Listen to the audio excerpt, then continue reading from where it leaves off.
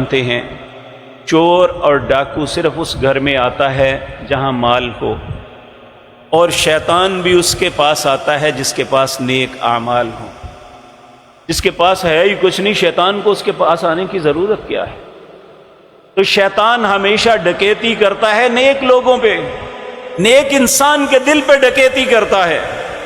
इसलिए तुम अल्लाह से दुआ, अल्लाह ने कहा मुझसे ये दुआ मांगो, रब्बना ला तुज़िग़ क़ुलूबना, सूरत आले इमरान है, उसकी आयत नंबर 8, रब्बना ला तुज़िग़ क़ुलूबना बअद इज़ हदैतना व हब लना मिन लदुनका रहमा इन्नका अंतल वहाब। ए अल्लाह, हदायत देने के बाद मेरे दिल को टेढ़ा न कर देना।